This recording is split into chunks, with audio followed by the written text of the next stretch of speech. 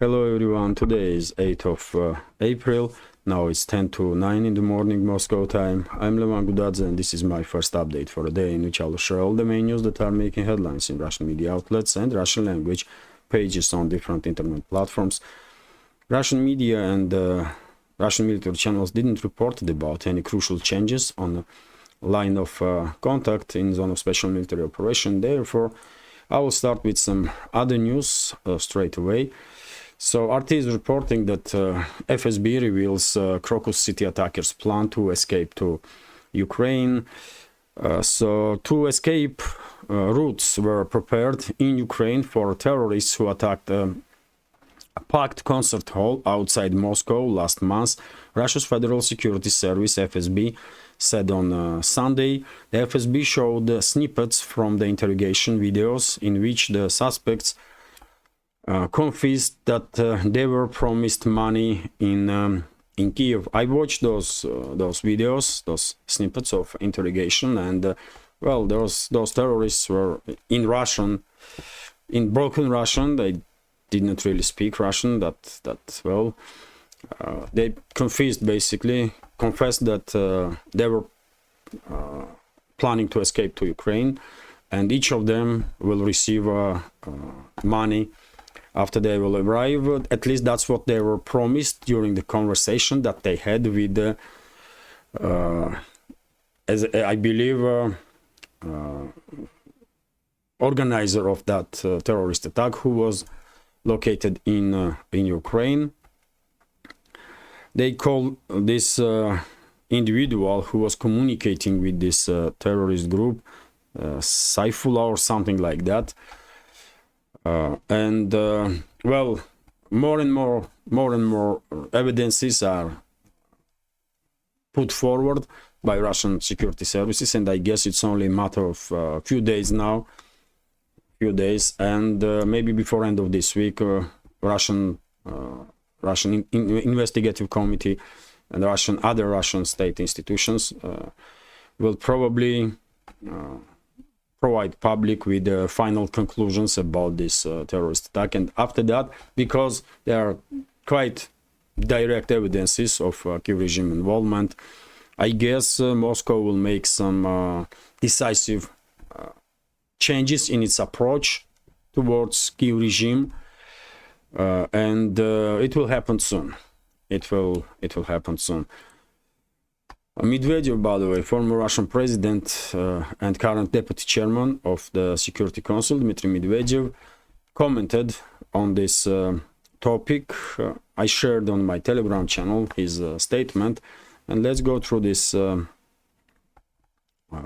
statement of Medvedev. Well, you respected the leaders of the US and the European countries. Terrorists stating that they were promised 1 million rubles in Kiev. Each of them should receive, according to their statements, about 1 million rubles once they will arrive in Kiev. And on the borderline, Kiev regime forces, security forces of Kiev regime, SBU, military intelligence, created 2 corridors for these terrorist groups, according to information that I see. But anyway, let's continue with the Medvedev statement. Terrorists stating that they were promised 1 million rubles in Kiev, and that to get there they were to go through a gap in the Russian-Ukrainian border was not enough for you, so the terrorist attacks was ordered by ISIS, right? The real employers are the Ukrainian Bandera bastards, your fosterlings, and their accomplices to this murder are all of you: Biden, Macron, Sunak, Scholz, and other henchmen. We won't forget that. So Medvedev is known for quite strong statements. Therefore, maybe many people no longer take his statements as statements of a high-ranking official, more like statements of a private citizen. But after all, he is still high-ranking official, by the way, and maybe future president of Russia. He used to be president of Russia, and maybe he will be next president of Russia. So therefore, I think Medvedev's statement should be taken seriously. Well, if he is saying that we won't forget, and most likely will be some consequences, then that's how it's gonna be. But yet again, before Moscow will take any action, I believe they will wait. High-ranking officials in Russia, they will wait until final conclusions of the investigative committee, security services, and only after that we will see some concrete steps and most likely changes in Moscow's approach to maybe even special military operation, and obviously towards leadership of this Nazi and terrorist regime in Kiev. RT is also reporting, and this is a continuation of the topic of terrorist nature of the Kiev regime. RT is reporting that 3 individuals were injured in Ukrainian attack on Zaporozhye nuclear power plant, and this is nuclear terrorism, by the way. So multiple explosives multiple explosive loaded Ukrainian drones targeted Zaporozhye nuclear power plant on Sunday, hitting several parts of their facility, Russia's nuclear energy agency Rosatom said in a statement. At least 3 employees were injured in this attack, agency added. And according to information of local staff on Zaporozhye nuclear power plant, all the crucial infrastructure on nuclear power station is operational. First of all, of course, we are talking about cooling system, and therefore right now, there is no danger of radioactive hazard, radioactive pollution, but information itself that Kiev regime is intensifying targeting Zaporozhye nuclear power plant clearly demonstrates what kind of people they are in charge of Ukraine, and what kind of people are their Western masters, because they are allowing this nuclear terrorism to take place, and they are basically sponsors of terrorism. Medvedev is absolutely correct. Biden, his administration, Sunak in United Kingdom and his administration, Scholz with his government, Macron, they all are sponsors of the terrorism. This is factual. This is just factual. It's them that are financing this terrorist activity of Kiev regime. And the IAEA, by the way, International Atomic Energy Agency, commented on recent strikes of Kiev regime on Zaporozhye nuclear power plant. And IAEA is claiming that nuclear power plant is safe right now. No damage was done to crucial infrastructure. And of course, they condemned strikes and so on, but they did not mention that these strikes were conducted by Kiev regime. They did not call Kiev regime to stop conducting these strikes against Zaporozhye nuclear power plant. I mean, no surprises to me, by the way. I know IAEA is a tool in hands of Western ruling class, but I guess at this point everyone has a very same opinion.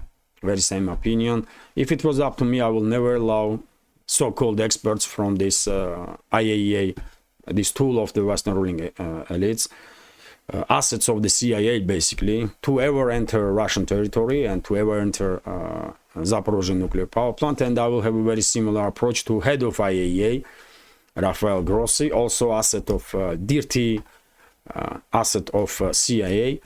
But well, Moscow has different approach, and that's a result, by the way. This so-called international institution is not willing to say that it's a Kiev regime that conducting these strikes on Zaporozhye nuclear power plants, because Russia side is controlling this plant, and the aliens definitely are not attacking this ZMPP with the drones, is not it? What a disgraceful people this IAEA staff really is, man, and head of IAEA. Totally disgraceful individuals. Okay, let's continue. Interfax is reporting that head of UK and France had a conversation about situation in Ukraine, and they claim that if Ukraine will lose, that will mean that West also lost. It will be received by world as a failure of West. And by the way, West already lost, and the entire world, maybe outside of collective West, entire world already knows that Western ruling class, by waging this proxy war against Russia, already lost. It's factual. These people, by the way, David Cameron or whoever is a French foreign minister, these people maybe are in some kind of bubble, and they view is significantly disturbed of reality. Their understanding of reality is definitely inadequate, but rest of the world, man, watches what is going on, and they know perfectly, people know worldwide perfectly well that Russia not just withstand this assault from entire NATO, by the way, entire collective West, but Russia defeated already NATO, defeated, by the way.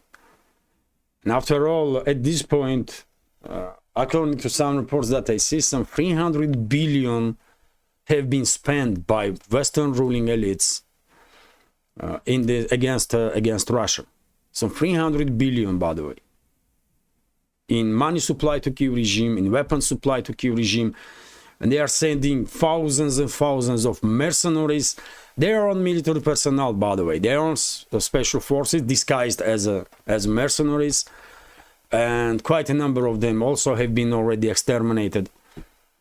And world sees this. So what these people, by the way, foreign ministers of UK and France are talking about? They already lost. And world knows that.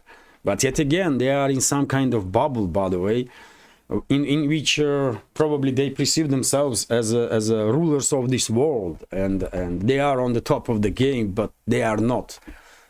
They are not. Only few instruments, only few tools are remaining in hands of Western ruling class, and once they will lose to influence this world, and once they will lose these tools, that's gonna be it for them, for these so-called elites of the West. That's gonna be it. And these tools are, by the way, not their military. No one cares about Western military no more. Everyone understands that French military, British military, Germany's military, it's just, I mean, it's not serious stuff, by the way, let's say it this way. US has military, undoubtedly, yes, US military is very much capable, but I believe in US security services, in Pentagon, there must be at least several adequate individuals that will never allow direct confrontation between Russia and US, because that will be end of everything in this world, and therefore, I mean, this fight is done. It's only formalization is left. All Western ruling elites can do now is to prolong this struggle. That's it. But they already lost, and everybody knows this. And when it comes to these tools that they still have in their hands, it's banking and financial system and world reserve currencies. That's all. And once BRICS will build up alternative financial and banking system, and once BRICS will introduce alternative reserve currency to this world, that's gonna be end of domination of Western ruling class forever. They know it, and that's why they are this hysterical, by the way. That's why they are acting this crazy. Anyway, let's continue. Kommersant newspaper is reporting about article in Washington Post. And dear friends, I spoke about many of this news during yesterday's live stream, yesterday evening by Moscow time. It was quite nice live stream, good conversation as always, exchange of opinions in real time. And well, Washington Post reported, by the way, that Trump, if he's elected as a president of US, has a plan to pressure Kiev to basically admit that Crimea and Donbass is Russia. So Trump, if he wins the election, will demand Kiev to cede Crimea and Donbass. This is Washington Post, by the way, stating this. I never heard from Trump to say anything like that. But if Trump even has such ideas that if he is re-elected, then he will pressure Kiev, and Kiev will agree to cede Crimea and Donbass, and that will end this conflict. No, that's not non-starter, because it's not just Donbass, by the way. It's first of all Kherson and Zaporozhye regions. Also, Donbass is Lugansk and Donetsk People's Republic, and Russia is in control of Zaporozhye and Kherson regions also, and those regions by Russian constitution are part of Russia now. But even if Kiev will recognize that also, that would not be enough, because too much damage was done, too many lives were lost, and therefore I don't think Moscow will stop, at least until entire southern eastern parts of Ukraine, from Kharkov to Odessa, will be under Russian control. But and that's minimum, by the way. That's minimum, because most likely what will happen after this conflict will end is that NATO member states will establish control of the western regions of Ukraine, and the rest of the Ukraine will be controlled by Russia. That's how this conflict is going to end, including Kiev and surrounding areas. Although, yes, theoretically there is a slight chance that Kiev and Kiev region will remain as a Ukraine on political map, as a quasi-state, landlocked quasi-state on political map, but just a slight chance for that. I don't know any reason why would Moscow ever agree on anything like that. So RT is also reporting, by the way, that Stoltenberg, Secretary General of NATO, surprisingly made statements about compromises that Kiev regime might have to agree upon to achieve a ceasefire. So Ukraine may ultimately have to agree to some kind of compromises with Russia to end the conflict. NATO Secretary General, yes, Stoltenberg has said, and well, I can, if the Stoltenberg don't understand what's going on, I can help him. I doubt he will ever listen to me, but I will tell him that only way this conflict will end is when Kiev regime will capitulate. That's it. When Kiev regime will capitulate on Russian terms, then this conflict will end. And even after capitulation of Kiev regime, I believe there will be some neo-Nazi formations in Ukraine that will continue their terrorist activity. But in general terms, conflict will end when Kiev regime will capitulate on Russian terms, and that will happen. It's only a matter of time, and no matter how hysterical Stoltenberg, Biden, Sunak, Scholz, and Macron gonna get, they cannot change anything, really. They can prolong this conflict, but they cannot influence inevitable outcome, which is Russian victory, because Russia already won, brother. Russia already won this conflict. It's that simple. It's only formalization is left, and once Kiev regime will sign capitulation, and they will, this conflict will end. And Ukraine, for good, will be divided between Russia and NATO. Western regions of Ukraine, Russia don't, I guess only few people in Russia considers Western Ukraine as a part of Russia or part of Russian world. It used to be part of Poland, by the way, before Second World War, some 70-80% of Western Ukraine. Some parts of Western Ukraine, Transcarpathia, by the way, used to be, after Second World War, it was part of Czechoslovakia, but after First World War, or before First World War, those areas, Transcarpathia, used to be part of Hungary, and therefore, most likely, Hungary will claim those territories. And after all, they are hundreds of thousands of ethnic Hungarians are living in Transcarpathia, and Romania might have some claims on some territories of Western Ukraine that used to be part of Romania. The rest of the Ukraine, it's historical Russia, by the way. That's how it is. It's historical Russia, including Kiev, which is a Russian city, as I said many times before, and it's just a historical fact. It's factual.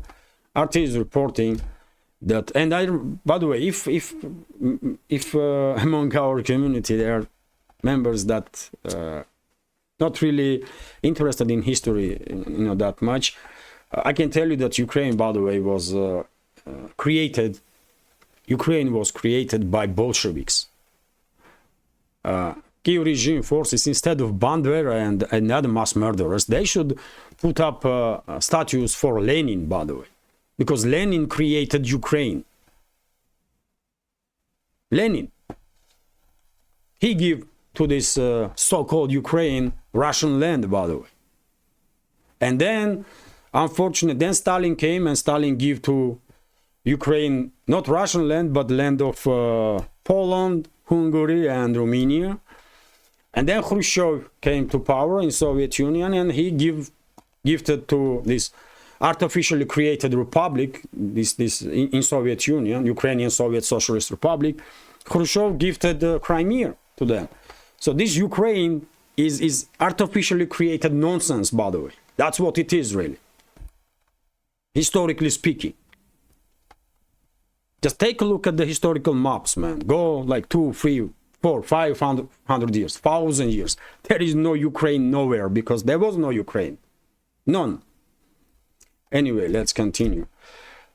RT is reporting that Western supplies sea drones were destroyed in Ukraine. The Russian Defense Ministry on Sunday reported it had destroyed several high-value assets in Ukraine, including anti-aircraft systems, a radar, and a stockpile of Western-supplied naval drones. Very good, very good.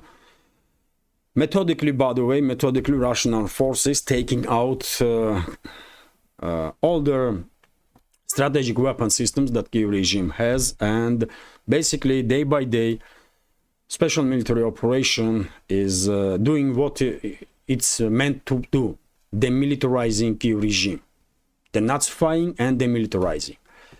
And many people in Ukraine, by the way, many people, maybe even majority at this point, are starting probably to question their beliefs.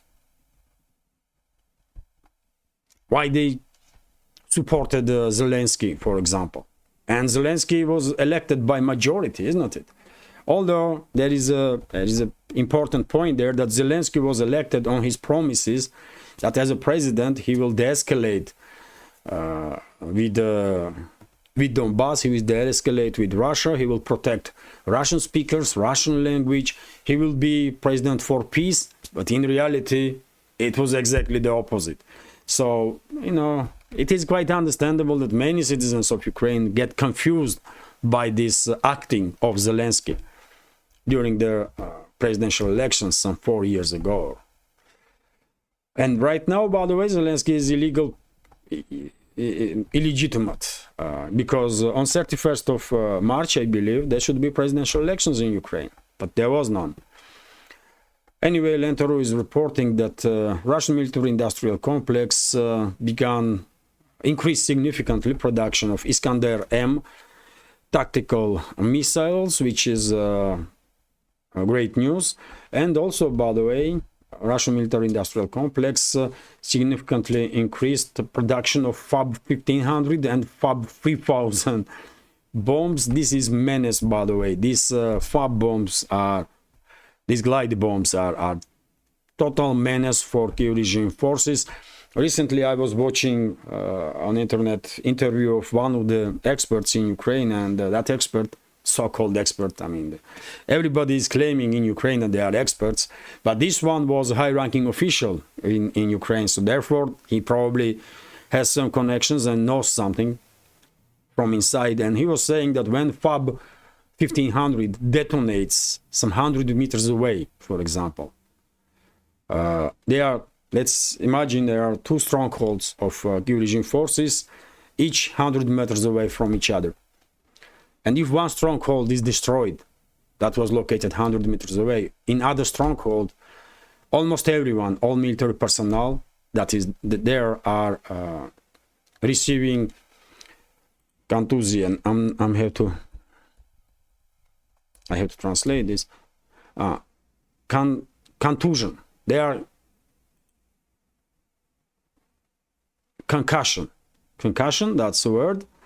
I guess all those personnel in 100 meters, by the way, or even more, are receiving concussion. They are shaking. They are stressed,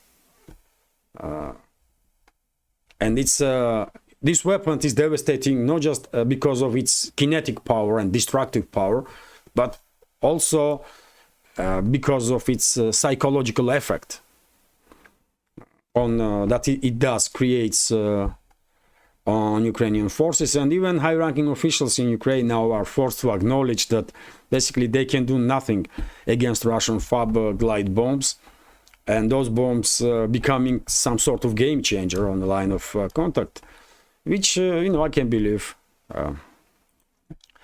So we all seen FAB 1500s explode. It's a huge explosion. They are like JDAMs, by the way. US has a similar type of weapon system, JDAMs, also glide bombs. And can you imagine what 3000 can do, man? FAB 3000. It's not surprising that even in hundreds of meters away, people are receiving, or Ukrainian military personnel are receiving concussion, or what that is, are shocked basically to their core. RIA Novosti is reporting that according to media reports, by the way, some progress have been achieved during the negotiations between Israeli side and Palestinian side. This was reported by Al Qahira News, Egyptian TV station, sourcing high-ranking officials. Negotiations are taking place with participation of Egypt, Qatar, and US. Negotiations between Israel and Hamas. And yesterday, by the way, news was circulating on internet that Israeli armed forces, IDF, Israeli Defense Forces, start withdrawing all its military personnel from southern Gaza with the exception of one brigade.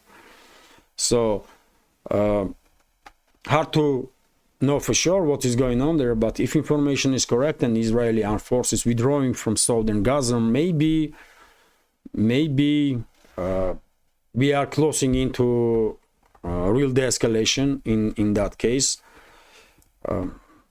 Time will tell, only time will tell. But at this point, maybe even Netanyahu realized that if he will continue this total destruction in the Gaza Strip, then Israel will become isolated in this world.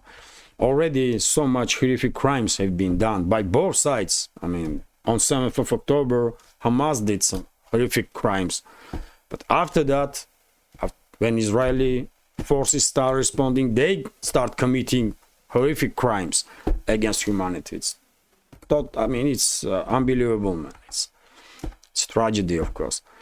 And let's hope in upcoming days we will see some real de-escalation in this sector. And after all, world community have to have its say. I mean, Palestine should be recognized by world as an independent state, and Palestine should become a member of UN. And only then, I guess, once state is established, peace can be achieved, although it will of course take probably another decade or two. It's difficult, especially, by the way, because of the illegal settlements of Israel on Palestinian territories. To resolve all the issues, it will take decades. But if people will stop killing each other, that will be huge progress at this point. That will be breakthrough right now. TASS news agency is reporting that Houthi rebels, by the way, or Ansar Allah movement in Yemen, made statements that they successfully conducted strikes against Israeli, US, and British commercial vessels in Gulf of Aden, Red Sea, and Arabian Sea. And simultaneously, according to Houthi rebels, by the way, they conducted strikes against several US warships also. US warships probably repel these attacks. They are very well able to destroy incoming drones, but when it comes to commercial vessels, of course, they are unprotected. And according to Houthi rebels, those vessels were hit, although it's not even necessary to directly strike those vessels. A risk itself, information itself that these routes are not safe, forces major shipping companies worldwide to divert their vessels, and that's what is happening. And that's why Egypt, according to information from Egypt, on Suez Channel, traffic has declined 50 or more than 50% at this point, because majority of vessels are now diverted from Red Sea. And by the way, I will continue with this information. Nicaragua has followed Mexico to cut off diplomatic relations with Ecuador, because as we all know, Ecuador, day before yesterday, I believe,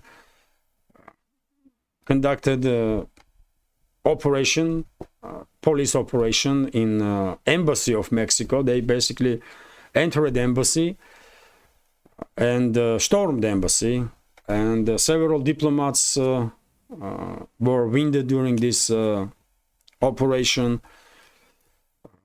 This George Glass, former vice president of Ecuador, that was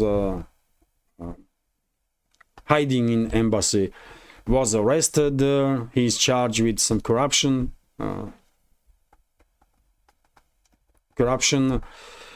And well, this is big diplomatic row, of course, between Mexico and Ecuador, and Nicaragua is joining now Mexico, and I guess sympathies of the world are on side of Mexico in this case, because this is embassy, by the way. You cannot attack embassy. It's just that's how it is. You may be not happy with the policies of this country, but you cannot attack embassies, man. This is not normal. This is not normal. And by the way, when it comes to strikes on embassies, I remember when US targeted Chinese embassy in Belgrade, Serbia, during these war crimes that NATO member states were committing against Serbia by destroying Serbia, attacking Serbia.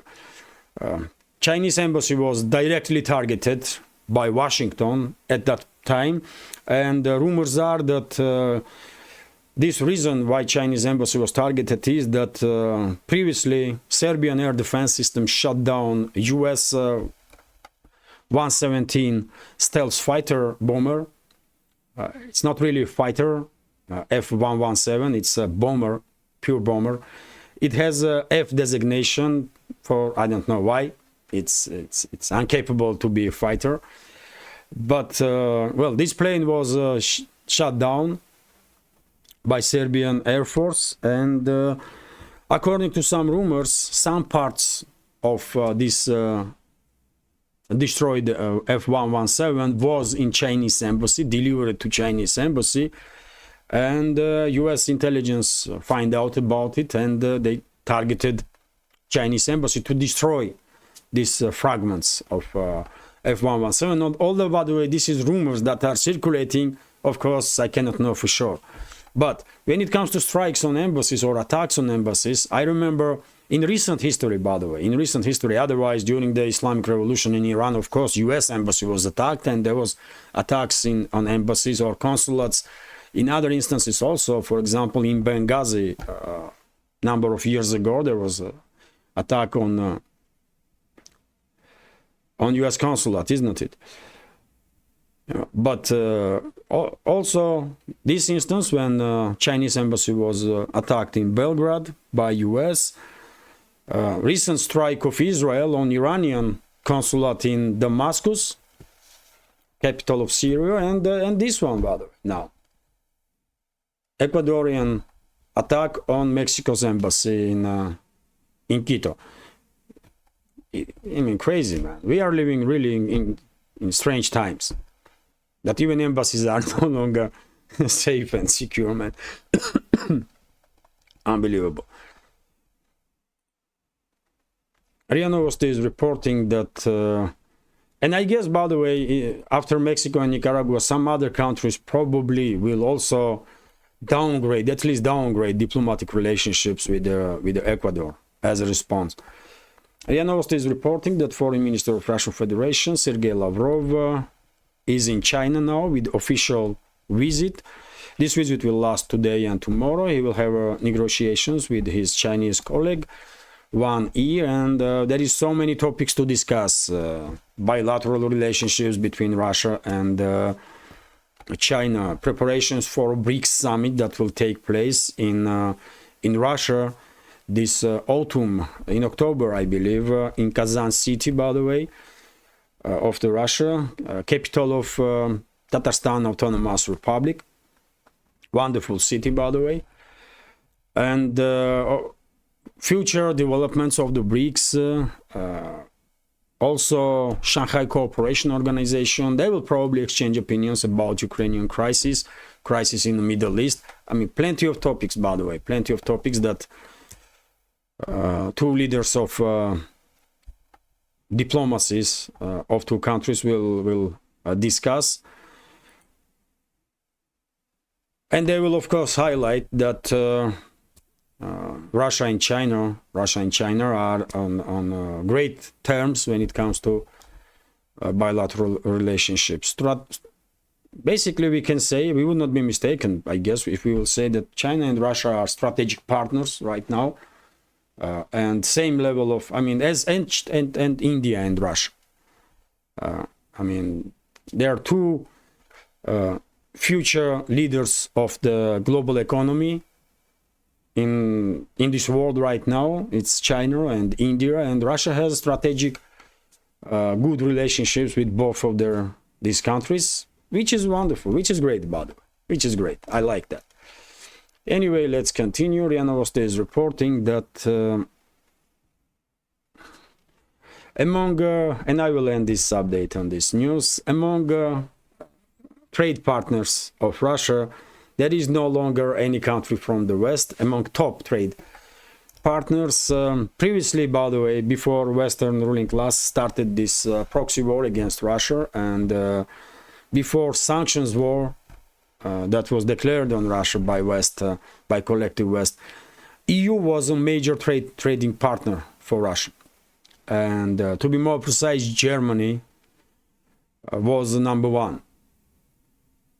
And now it's China. Now it's China, India, Turkey, some other countries, but in top 5 there is no single Western state at this point, which is which is quite unfortunate, really. Which is quite unfortunate, because if it was up to me, I would of course prefer to my country to have a great relationships with everybody, including West, by the way. But it is what it is, man. It's not up to us, isn't it? Leadership of the Western states, they want to destroy whatever was built previously in terms of bilateral relations with Russia, and that's what they are successfully doing, which is really, really unfortunate. But well, sometime in the future, in few decades time, maybe we will see beginning of the rebuilding of the whatever was destroyed these times during this era by Western ruling elites, but at least for next couple of decades, relationships between Russia and Western states, majority of the Western states, probably will be on lowest point ever. And well, this is it for now. Hopefully you will find this update interesting, informative, and if so, please click that like button and leave some commentary just about anything, any topic. Unfortunately, yesterday we were unable to influence algorithm, despite quite a number of likes on yesterday's update and quite a number of comments. Maybe we can do it today, I don't know. Please, if it's not difficult, please click that like button and leave some commentary just about anything. Let's have this competition with the algorithm. Can we influence it? And for very same reason, by the way, if you can, please share links to my channels or my videos with your friends on any of their platforms that you are actively using. And finally, if you think this channel is interesting, useful, informative, has some potential and deserves to exist in this field of news and political commentary, please consider to support my work with small donations through PayPal, Boosty, or by subscribing to my Patreon page. All the links are under this video in the description box and in the pinned comment. This is it for now. Have a great day and take care.